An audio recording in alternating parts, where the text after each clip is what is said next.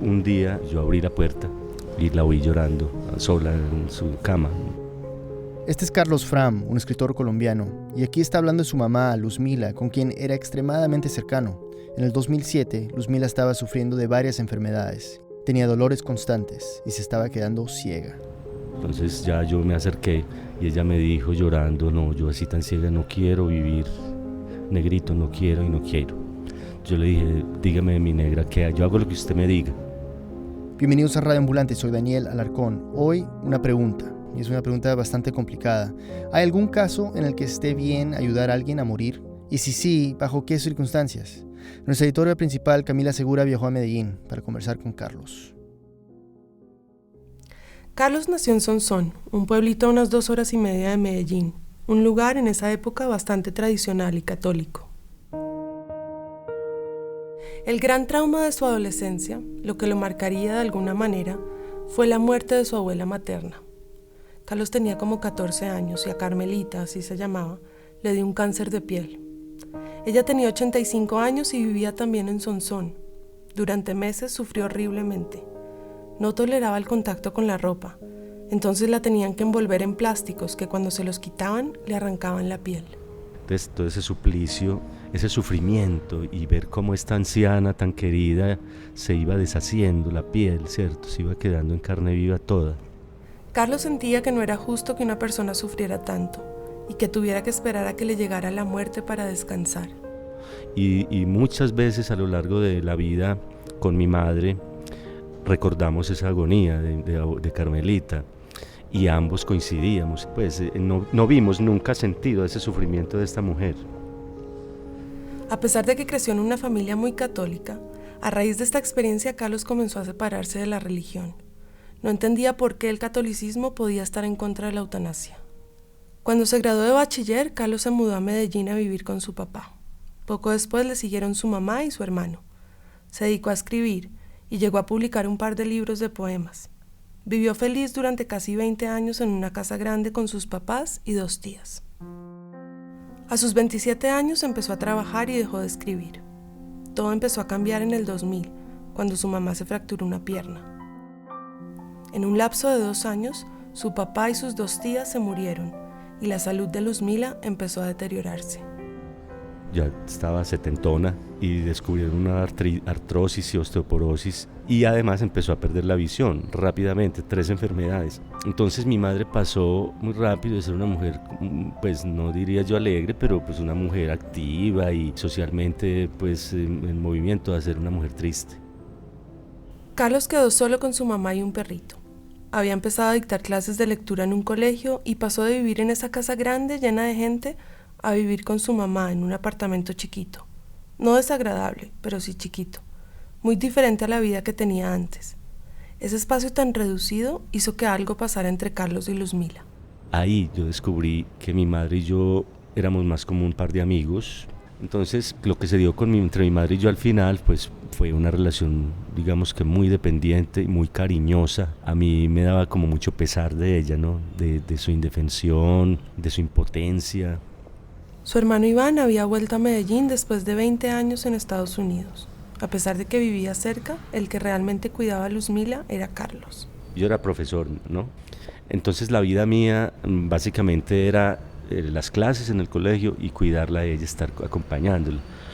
Pasaba mucho tiempo sola, muy adolorida, empezó pues a complicarse. Todos los días era la quejadera, era como un mantra, ¿cierto? ¿Cuándo te vas a acordar de mí, Diosito? Acuérdate de mí, qué cosa tan horrible, no quiero vivir. Él salía todos los días temprano para el colegio y desde allá la llamaba un par de veces. Normalmente Luzmila se quedaba en la cama hasta las 9 o 9:30. Oía radio y rezaba el rosario. Se levantaba, se bañaba, desayunaba y a veces o se volvía a acostar, dependiendo de cómo se sintiera, o se sentaba al lado de la ventana a recibir sol, sin poder ver casi nada. Carlos llegaba a almorzar. Entonces básicamente las tardes eran o yo quedarme con ella y le leía mucho, le gustaba que yo le leyera, o salir al médico, o a dar una caminada con el perrito, pues y ella. Pero hasta esas caminatas que tanto le gustaban se le volvieron muy difíciles por el dolor que sentía en todo el cuerpo. Para enero del 2007 ya no veía más que manchas, no distinguía detalles, y una de las cosas que más le daba tristeza era no poder verle la cara a Carlos. Ella le encantaba ver televisión por las noches y leer, por ejemplo. Perdió esa posibilidad muy rápido, ya no podía hacer nada en la cocina, se empezó a sentir muy inútil. En abril del 2007, Luzmila cumplía 82 años y Carlos quería invitarla a un restaurante a comer, pero ella no quiso. Así que pidieron algo e improvisaron una celebración, pero Carlos se sintió mal por la simpleza del asunto. Y yo le dije que no se preocupara, que el próximo cumpleaños yo le iba a traer una serenata. Entonces me dijo, ay no, mijito, no lo quiera Dios, yo sé que no paso de este año, no quiero. Luzmila se pasaba diciendo cosas parecidas, pero las ideas de Carlos sobre el derecho a morir dignamente estaban relativamente claras desde que vio cómo se murió su abuela materna.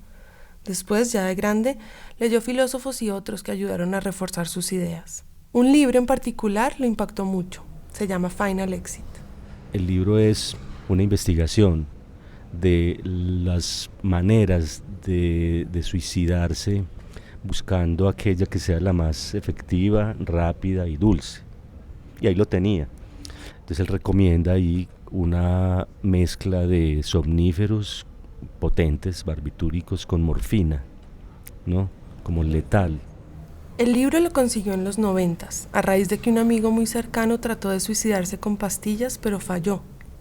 Lo leyó cuando su mamá aún no estaba enferma, y este detalle es importante, pues lo que queda claro es que Carlos, desde hacía mucho tiempo, estaba pensando en maneras dignas y dulces, como dice él, de morir.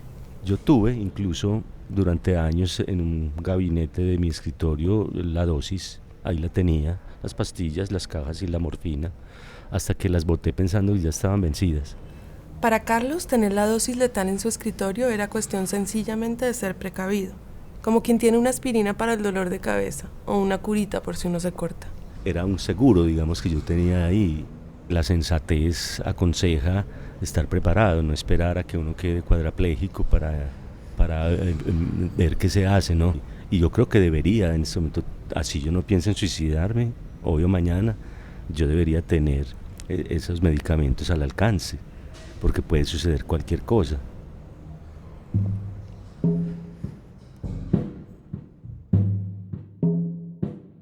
Entonces Carlos, enfrentado todos los días al sufrimiento de su mamá, a su deseo explícito de morir, como en mayo del 2007, empezó a hablar con ella sobre el tema de una manera más directa. Mi madre insistía en que a ella le parecía que Dios era el que daba y quitaba la vida. Pero él la dejaba saber muy claramente Que yo viéndome en una situación de invalidez, yo me suicidaría de una manera, eso sí, dulce y tranquila. Las píldoras, las pastillas, la inyección, lo que fuera. Carlos conversaba con ella de este y muchos otros temas: el aborto, la homosexualidad, la eutanasia. Me dijo que su mamá era una persona que, a pesar de ser muy religiosa, tenía tendencias liberales. Muchas veces coincidía con las visiones de Carlos, lo que no es poca cosa si se considera de dónde venía, su edad, su generación. Carlos me contó que le tradujo a su mamá partes del libro Final Exit y que le llevó un par de películas en las que un ser querido ayuda a otro a morir. Ella me acompañó pues recostadita a mí porque no la podía ver, pues yo le iba contando. Y curioso, mi madre hace el desenlace, perfecto, y dice, claro, muy bien. Pero el libro, las películas, este proceso que Carlos describe de manera tan inocente, algunos podrían llamarlo manipulación. Cuando le mencioné esta interpretación, me respondió de la siguiente forma. Pues yo no creo que sea la palabra, pero más fácil diría yo que es la religión la que te manipula, pero no, uno nace y le abrochan de una vez tal o cual creencia. Pero Carlos siempre respetó las creencias religiosas de Luzmila. La religiosidad o la religión era para mi madre una compañía, un consuelo. Entonces no se trataba de eso, sino como llevarla a una noción de un Dios compasivo, el Dios misericordioso, ¿no? Unos meses después de cumplir sus 82 años, en septiembre del 2007, el oftalmólogo de Luzmila le sugirió que se operara de las cataratas. No le aseguró que fuera a funcionar, pero era la última esperanza que tenía de volver a ver algo. Ella no quería, pero Carlos la convenció. La operación fue un fracaso. Yo creo que ese fue el punto, porque a pesar de que ella está muy adolorida, lo que más la mortificaba era la ceguera. Un día, poco después de la operación, Carlos pidió permiso del colegio para salir más temprano. Ella no supo y yo abrí la puerta y la oí llorando sola en su cama. Entonces ya yo me acerqué y ella me dijo llorando: no, yo así tan ciega no quiero vivir, negrito, no quiero y no quiero. Yo le dije: dígame, mi negra, que yo hago lo que usted me diga. Y unos días después, Luzmila le dijo a Carlos explícitamente que estaba lista. Entonces ella me dijo: bueno, consiga lo que necesite. Entonces yo sentí que eso era ya, yo supe ya que los días nuestros estaban contados. Dijo nuestros. Y es que Carlos no le había contado algo a su mamá. Yo ya había tomado la determinación también, sin que ella lo supiera, de que si ella aceptaba, yo también tomaría el cóctel letal. Ahora, eso sí, mi madre no tenía la menor idea de que yo planeaba acompañarla. No lo habría permitido de ningún modo. Pero yo sí deseaba ese fin con ella, ese desenlace con ella. Y es que Carlos en esa época estaba también pasando por una etapa muy difícil. Tenía 42 años y llevaba 6 trabajando en un colegio y no lo disfrutaba. Había dejado de escribir a los 20 y se sentía perdido, desmotivado. Trabajo, mi madre tan enfermita, yo no tenía una pareja, por decir algo, ni hijos, ni nexos, ni lazos. Pero también la ausencia de ella, que se había vuelto pues como mi razón de ser. Entonces como que esa burbuja se iba a reventar, ¿cierto? Y yo no estaba como dispuesto a sobrellevar esa soledad. Carlos empezó a dejar todo en orden. Renunció al colegio con el pretexto de que tenía que cuidar a su mamá. Y un sábado, El 20 de octubre me dijo: mijito, no olvide conseguir aquello. Era como otro eufemismo, ¿no? Ya yo supe que probablemente era ese mismo día. Iván, el hermano de Carlos, vino de visita ese sábado. Vio a Carlos escribiendo en el escritorio y a su mamá en la cocina. Este es Iván. Se veía muy deprimida, ¿cierto? Eso sí noté yo, como siempre, ¿no? Pero ese día pues sí la vi muy triste y entonces me quedé por ahí unos 15 minutos, creo, aproximadamente ahí. Entonces yo le dije que yo mañana regreso, ¿cierto? Yo la abracé y me despedí de ella. Cuando Iván se fue, Carlos le dijo a su mamá que ya tenía los medicamentos. Que era su decisión, y ella me dijo: ¿y yo qué más espero? En fin, vino un momento en el que ella se fue a rezar. Yo la vi arrodillada en el pie de la cama y yo supe que hasta ahí llegó. Ella regresó de sus oraciones, traía unas cajas de los omníferos que ella pues se tomaba también para ajustar. Ahí nos abrazamos y ahí fue la única escena, digamos, de llanto o de patética, ¿cierto? Yo me contuve mucho para que no hubiera un toque dramático en algo que me parecía que era una transición hasta muy bella. Eran las 9 de la noche o algo así. Se tomaron un café con tostadas y se fueron a la cocina. Yo preparé el cóctel en la licuadora con un yogur de melocotón en un mug que todavía lo conservo. Ella me acompañó, fuimos a la cama, yo puse el mug en el nochero y ella se fumó un cigarrillo. Me dio como recomendaciones de mi hermano, que lo acompañara mucho, de la ropa, que quería que fuera velada, que quería mucha gente en el funeral. Estaba tranquila y terminó el cigarrillo y se bebió el bebedizo, la pócima, ¿no? Y lo que vino ahí fue pues un lapso en el cual fue entrando en el sueño rápidamente, digamos, al lapso en 10 minutos ya estaba dormida profundamente.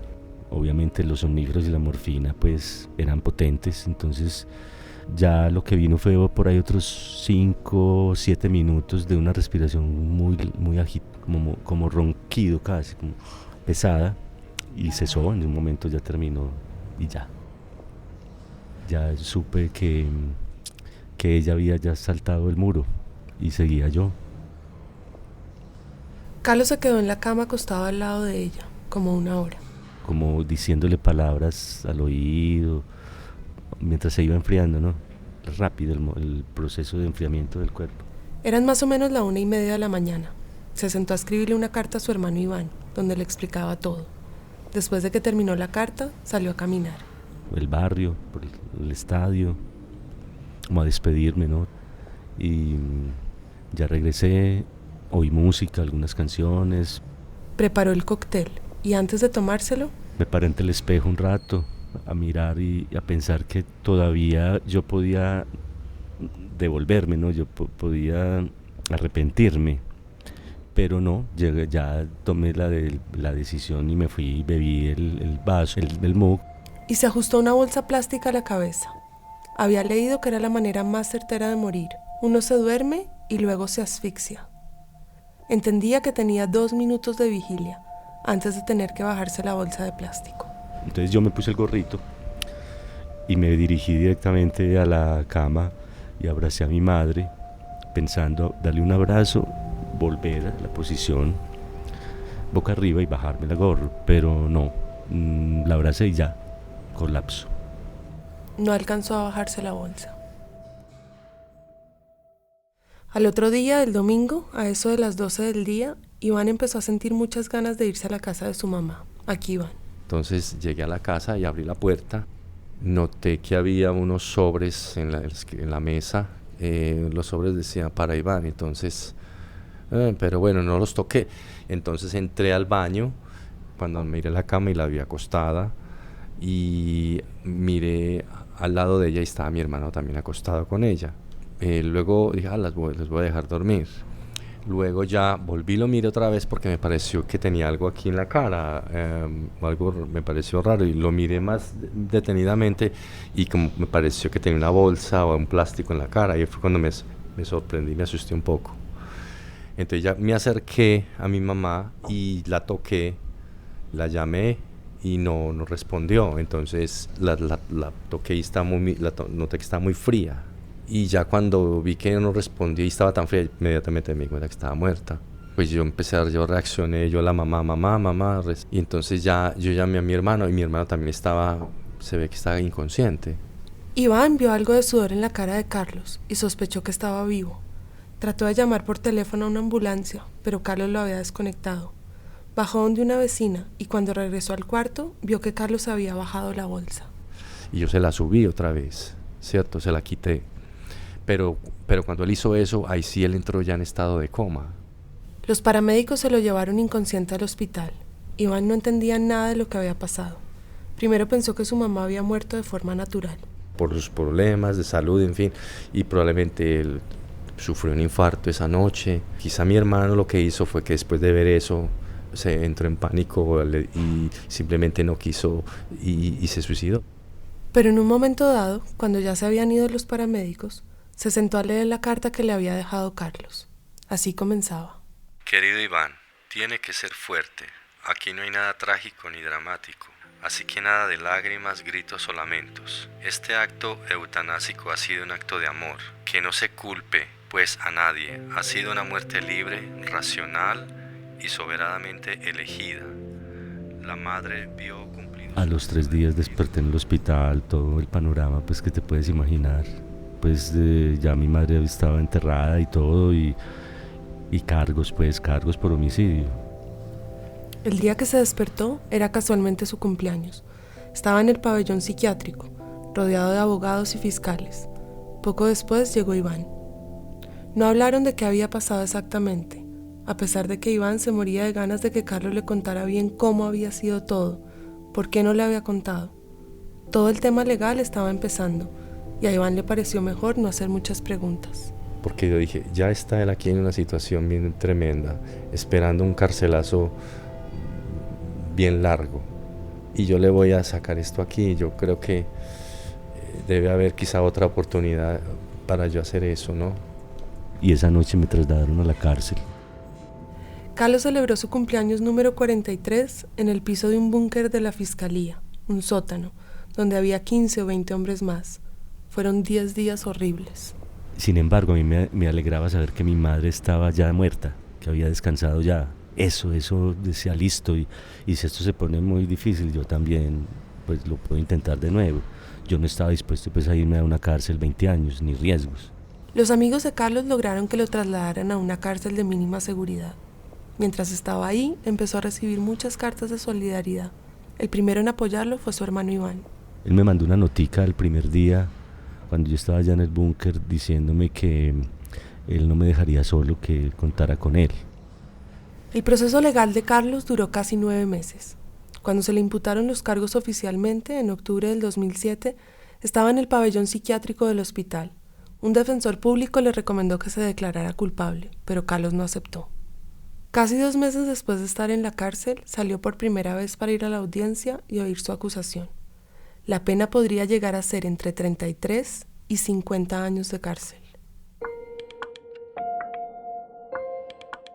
La fiscal afirmó que Carlos había aprovechado el estado de indefensión de Luzmila y le había dado una sobredosis de morfina mientras dormía. Lo que no aclararon fue cómo, si Luzmila estaba dormida, Carlos logró que se tomara la sustancia. La única prueba que estaba usando la fiscalía era la carta que le había dejado Carlos a Iván. La fiscalía le había dado esa interpretación caprichosa, ¿cierto? De que realmente de ahí se podía deducir por algunas palabras específicas que él había usado, de que él había matado y después se había suicidado. Este es Santiago Sierra, uno de los abogados de Carlos. La defensa pidió que se excluyera la carta como prueba, ya que había sido obtenida sin una orden judicial. El juez aceptó la exclusión. Entonces la fiscalía solo pudo contar con las declaraciones de algunos funcionarios, pero ninguno pudo probar que había sido un homicidio. El testimonio de Iván fue clave. Demostró que la madre pues ya no quería seguir viviendo, ya insistentemente se quejaba de que Dios no se acordaba de ella. Aquí, Iván. Lo que pasó con mi mamá no fue un homicidio, ¿cierto? O sea, si uno quiere tanto a una persona como él la quería y todo, obviamente no iba a hacerle eso a mi mamá. Simplemente, él siempre quería lo mejor para ella, ¿no?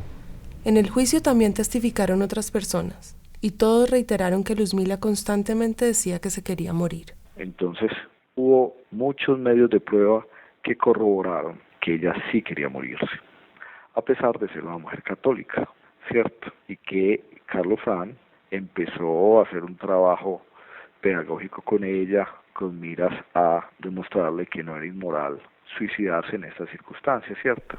Según Carlos, los argumentos de la fiscalía eran religiosos. Era que esa señora no se podía quitar la vida porque era pecado. Hasta el final esa fue la postura. El alegato final de la fiscalía se concentró en que no había pruebas de la voluntad de Luzmila de morir. No había notas o grabaciones donde manifestara su deseo de suicidarse. Y declaró que la hipótesis de la defensa, de que se trató de una ayuda al suicidio, era una coartada para encubrir el homicidio. La defensa, en cambio, subrayó que Carlos solo facilitó la muerte de su mamá, ayudándola a morir. Pero si uno no es médico, ayudar a otra persona a suicidarse en Colombia es ilegal. Sin embargo, en este caso... El problema es que la legislación colombiana establece que la inducción al suicidio es un delito querellable. ¿Qué quiere decir eso? Que el Estado no puede investigarlo oficiosamente, solo si hay una denuncia. Y como no hubo, caía el caso, porque mi hermano nunca se declaró una víctima, a pesar pues de las presiones de la fiscalía, en fin. Y ya, cayó el caso. El 27 de marzo del 2008, Carlos quedó en libertad.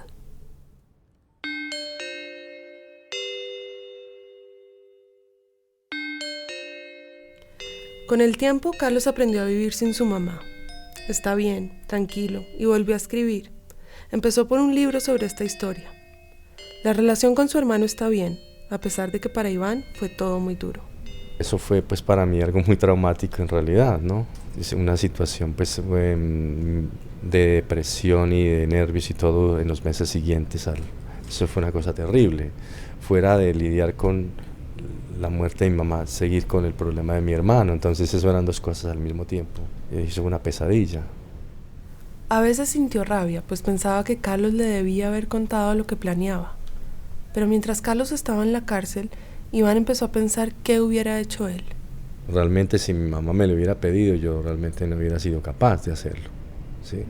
Porque eso no sé qué es lo que se necesita, si es valor o qué, pero en fin. Pero sí sentí que por lo menos dije, ya por lo menos mi mamá no está sufriendo como estaba sufriendo.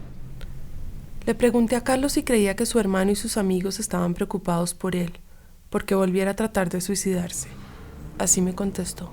No. Según Carlos, sus amigos saben que él siempre ha disfrutado la vida. Lo que pasa es que como parte precisamente de ese disfrute, no veo por qué hay que pagarlo con una cuota de dolor al final. ahí yo estaría pues más que dispuesto a salir como siempre he querido salir de la vida, con un buen sabor, porque ese cóctel puede saber muy dulce. Claro, si uno le echa mucho azúcar.